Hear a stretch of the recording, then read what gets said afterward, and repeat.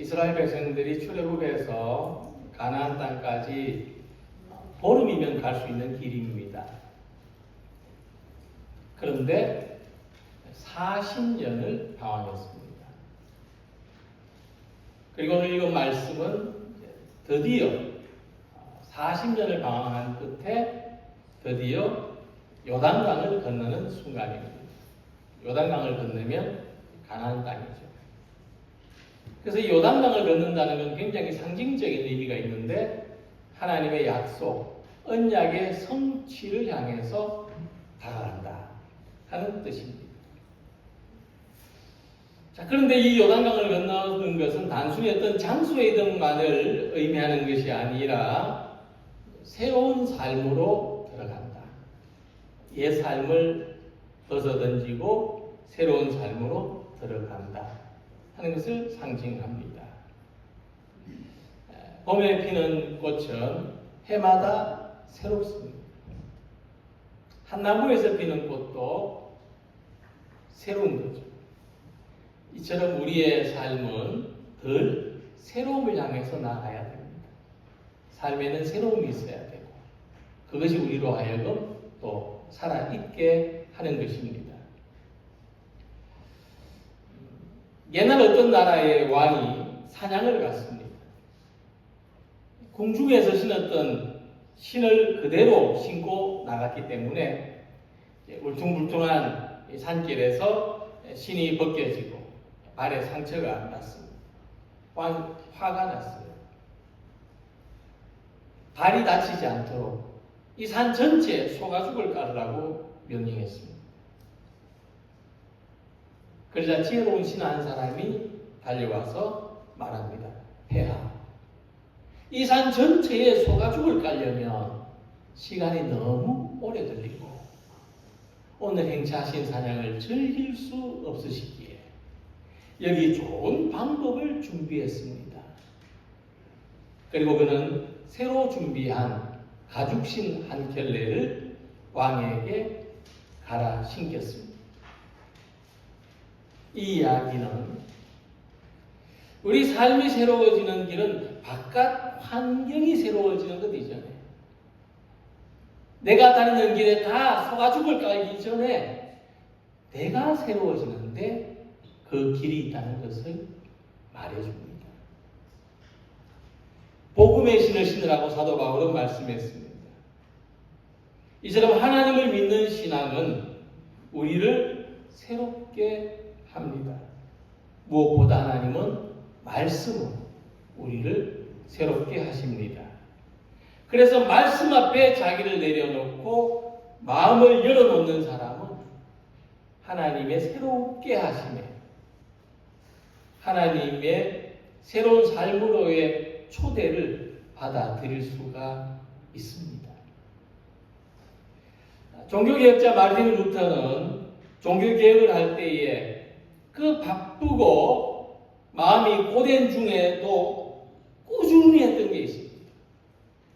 그 중에 하나는 라틴어 성경을 독일어로 번역하는 일이었습니다.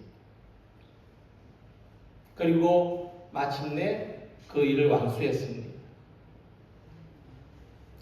그는 자기가 번역한 독일어 성경의 제목을 참 좋은 말씀이라고 붙였습니다. 그 이유가 무엇일까? 하나님의 말씀을 읽고 받아들일 수 있을 때 우리의 삶과 신앙이 새로운 세계로 나아갈 수 있다는 것입니다. 그것이 종교개혁에서 말하는 오직 성경이라는 슬로건의 의미입니다.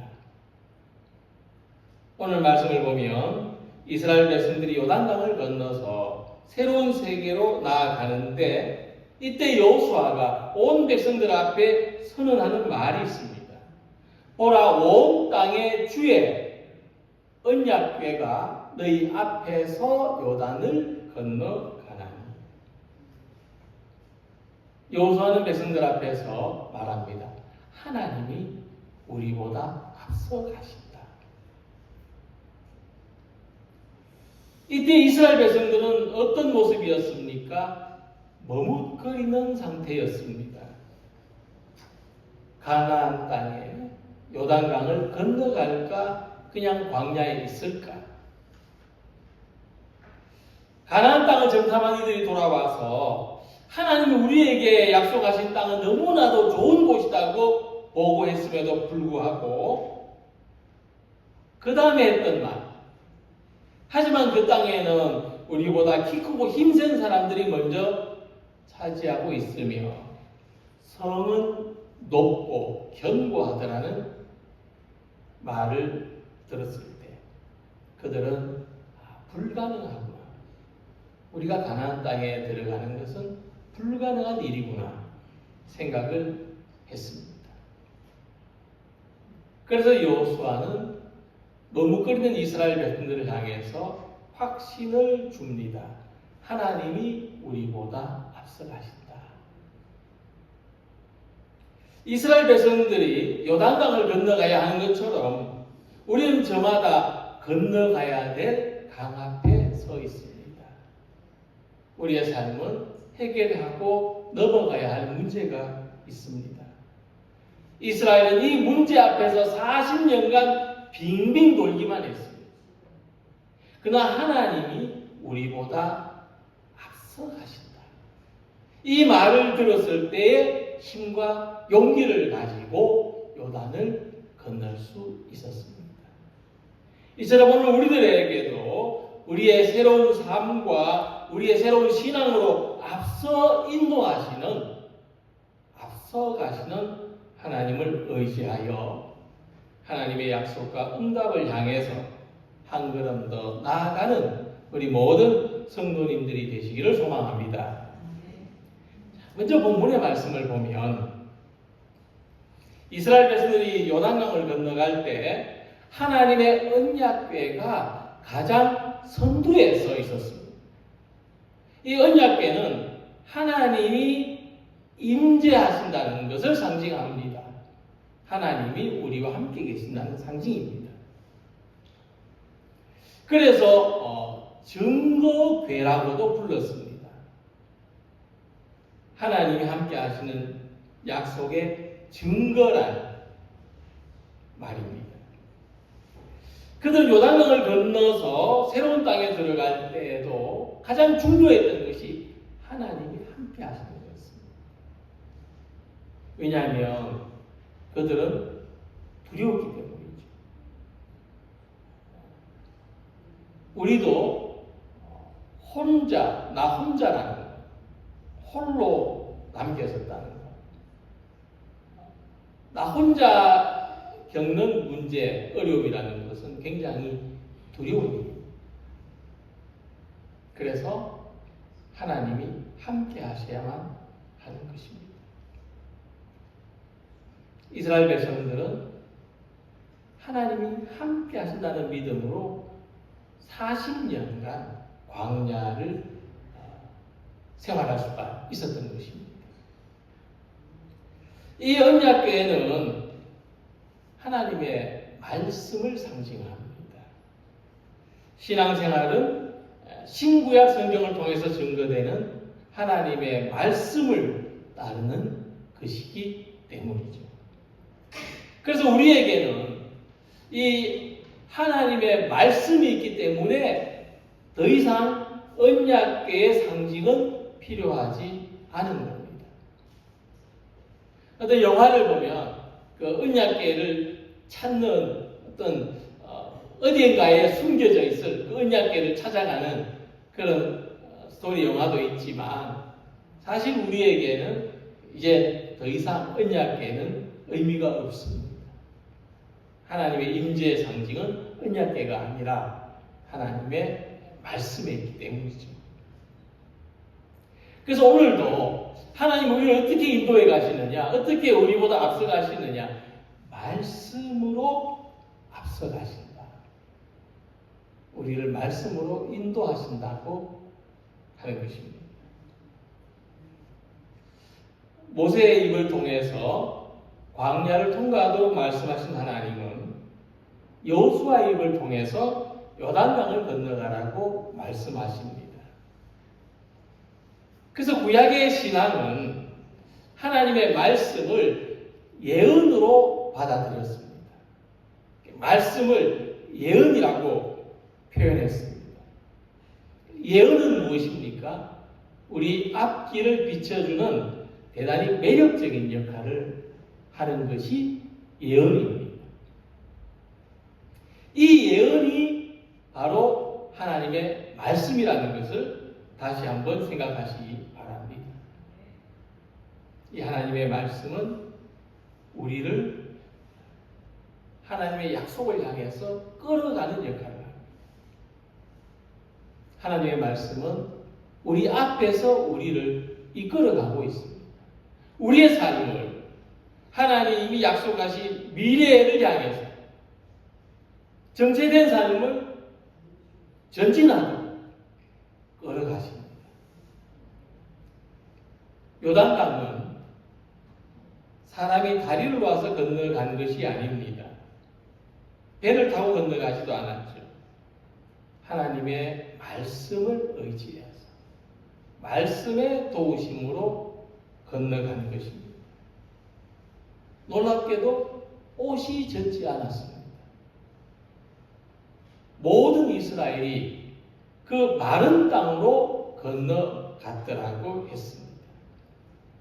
그러므로 오늘도 우리 앞에 요단강이 있다면 이 요단강을 어떻게 건널까? 그 방법은 하나님이 마련해 주십니다. 문제를 극복하는 길도 하나님이 열어주십니다. 어떤 문제를 만나더라도 어렵다 생각하지 마시고 할 수 없다 생각하지 마시고 하나님이 도우시기를 하나님의 방법으로 건너가게 하시기를 구하는 성도들이 되시길 바랍니다. 말씀이 앞서 인도해 주시기를. 그래서 하나님은 말씀으로 우리보다 앞서 가신다는 것을 다시 강조해서 전해드립니다. 성경을 보면 우리를 위로하는 말씀도 있지만 요단강을 건너가라 하는 말씀과 같이 우리를 이끌어가는 말씀도 있습니다. 우리에게 도전을 주고 우리에게 사명을 주고 우리를 부르시는 말씀이 있는 것입니다. 사도 바울이 배를 타고 로마로 가는 길에 지중해 한가운데 태풍을 만났습니다. 배가 뒤집히게 생겼습니다. 다 죽게 생겼습니다. 그런데 바울은 거기서 하나님의 말씀을 듣습니다. 바울아 두려워하지 말라. 네가 가이사 앞에 서야 하겠고 또 하나님께서 너와 함께 항해하는 자를 다 네게 주셨다. 사람은 거대한 태풍 앞에서 얼마나 연약한 존재입니까? 누구라도 이런 환경에 직면하면 절망할 수밖에 없지만 소망이 있으면 다릅니다. 소망이 있으면 위기도 기회로 만들고 절망도 희망으로 변화시키고 장애물도 디딤돌로 삼을 수 있습니다. 같은 위기에 빠진 사람들을 도울 수도 있습니다. 사도 바울을 위기에서 이끌어낸 것은 말씀입니다. 하나님의 말씀이 앞서 행하신 것입니다. 이같이 말씀을 믿고 말씀을 의지하고 말씀의 사닥다리에 오르는 성도님들이 되시기를 바랍니다. 두 번째로 앞서 가신 하나님은 믿음의 모범이 되는 사람들을 통해서 인도해 가십니다. 이스라엘 백성들이 요단강을 건너려는데 마침 추수기간이었다고 했습니다. 그때 강물이 제일 범람할 때입니다. 언덕까지 차올라 있었습니다. 그래서 깊이를 모르는 강물에 발을 들여놓는다는 것은 정말 과감한 결단과 용기가 필요한 일이었습니다. 그래서 하나님은 각 지파에 한 사람씩 12명을 선택하여 그들이 먼저 강물에 발을 들여놓게 하라고 말씀하셨습니다. 이제 이스라엘 지파 중에서 각 지파에 한 사람씩 12명을 택하라. 그래서 그들이 제사장들과 함께 언약궤를 메고 강에 먼저 들어가라고 하십니다. 놀랍게도 그 사람들이 강물에 발을 내딛는 순간 흘러내리던 물줄기가 끊어지고 그들은 마른 땅을 건너서 건너편에 이를 수가 있었습니다. 성경은 우리들에게 이런 일이 어떻게 일어났느냐를 설명해 주지 않습니다. 성경은 우리들에게 이 말씀을 있는 그대로 믿고 받아들일 것을 의도합니다. 해석은 그 다음에 차원입니다. 중요한 핵심은 앞선 믿음의 사람들이 이 강물에 발을 담글 때 강물이 그쳤다는 것, 마른 땅이 되었다고 하는 것입니다. 이 강을 건너는데 제사장들이 있었고 각 지파에 한 명씩 앞장선 사람들이 있었습니다. 출애굽의 첫 번째 세대가 홍해를 건너는 경험을 했습니다. 그렇다면 이보다 40년 후에 두 번째 세대는 요단강을 건너는 경험을 한 것입니다.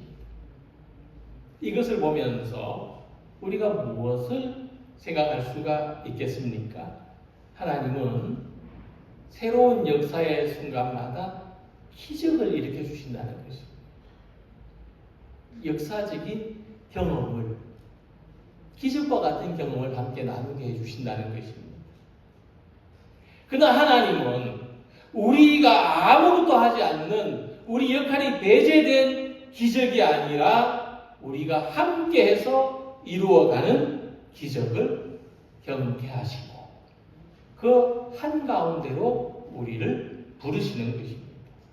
그리고 하나님은 이 기적에 참여할 사람들을 찾으십니다. 어떤 사람이 하나님의 성전에 들어섰는데 이런 말씀이 들려왔습니다.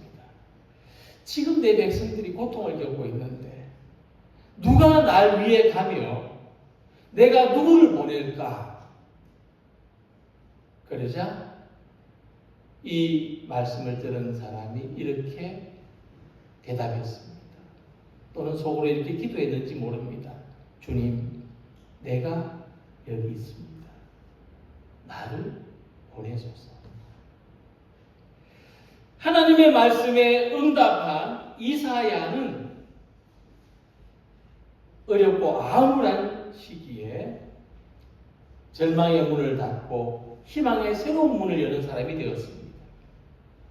하나님의 말씀에 응답한 사람이 선지자로 쓰임받은 것입니다. 내가 강둑에 앉아서 또는 서서 우두커니 지켜볼 때 아무 일도 일어나지 않습니다. 오늘 태양강가에 가서 24시간 지켜보십시오. 무슨 일이 일어날까요? 내가 강물에 들어갈 때 나를 통해서 하나님의 능력, 기적의 놀라운 역사가 일어납니다. 하나님은 지금도 우리의 각자가 멈춰서 있는 강물 앞에서 앞장설 사람을 찾으십니다. 누가 날 위해 가며 내가 누구를 보낼까? 이사야 선지자와 같이 이 말씀 앞에서 내가 여기 있습니다. 나를 사용하소서 하고 응답하는 성도님들이 되시기를 바랍니다. 그리고 앞서 가시는 하나님의 말씀을 따라서 또 앞서간 앞장선 사람들이 있었고 그리고 그 뒤를 따라서 모든 백성들이 함께 요단강을 건너갑니다. 결국 앞서 가시는 하나님은 우리 모든 사람이 하나님의 인도하신 대로 따르기를 원하신다는 것을 말합니다. 신약 성경을 보면 이 이스라엘 백성들이 홍해를 걷는 의미를 세례받은 것으로 해석합니다. 영적으로 해석하는 것이죠. 홍해를 걷는 것은 세례를 받은 것이다. 요단강을 걷는 것도 마찬가지입니다. 실제로 세례요한은 요단강에서 세례를 주었습니다. 그래서 홍해를 걷는 것, 요단강을 걷는 것은 세례를 받은 것으로 해석할 수가 있습니다. 세례를 받았다는 것은 우리가 예수 믿는 사람, 예수님을 주님으로 고백하고 영접하는 사람이 되었다는 것이죠. 세례는 옛 사람이 죽고 새 사람이 살아난다는 의미입니다. 그래서 이스라엘 백성들은 요단강을 함께 건넜는데 그것은 새로운 삶에 함께 참여했다는 의미가 되는 것입니다. 자, 만약 그때 어떤 사람들은 요단강을 건너고 어떤 사람들은 요단강을 건너지 않았다면 어떻게 되었을까요? 이런 재미있는 생각을 한번 해봅니다. 반은 건너가고 반은 그냥 우리 광야에 살겠다. 40년 살았는데 앞으로 더 못 살겠느냐? 어떻게 되었을까요? 아마도 이스라엘이라고 하는 이름은 역사에서 사라지지 않았을까? 그들은 사막을 떠돌던 소수민족으로 전락해 버리지 않았을까 하는 것입니다. 그래서 이스라엘이라고 하는 정체성은 함께 요단강을 걷는 사람들을 의미합니다. 그들에게는 함께 역사적인 경험을 함께 나눈 것이 있습니다. 자, 그렇다면 우리는 그리스도인이라고 하지 않습니까? 그리스도인은 어떤 사람입니까? 우리도 역사적인 경험을 함께 가진 사람들이죠. 예수님의 십자가를 경험한 사람들입니다. 함께 예수 안에서 세례받은 사람들. 세례받은 시점은 다 다르겠지만 그 예수를 주님으로 고백하는 사람들. 자, 우리에게는 이렇게 함께 건너가야 할 요단강이 있는데 예수님 안에서 새로운 삶을 사는 같은 비전을 가지는 것, 함께 예배하고 함께 기뻐하고 또한 함께 슬픔도 나누는 관계가 되는 것입니다. 이렇게 우리 모두는 예수님 안에서 같은 운명을 가졌고 같은 길을 가는 영적 이스라엘입니다. 추운 겨울날 시장에 간 적이 있는데 사람들이 통로에 모닥불을 피워놓고 이제 둘러서서 있는 모습을 봤습니다.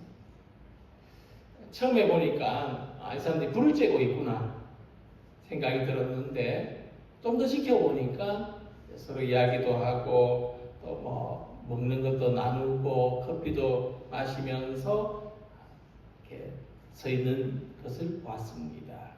그때 좀 그 모습을 좀 깊이 있게 보게 됐는데 저 사람들이 추워도 서로에게 의지가 되고 있구나. 아무래도 이제 같은 시장에서 같은 장사를 하니까 모닥불은 작지만 둘러서 있는 서로가 의지가 되고 추위를 이기는 힘이 되고 있구나. 따스한 온기가 되고 있구나. 이런 마음이 있었습니다.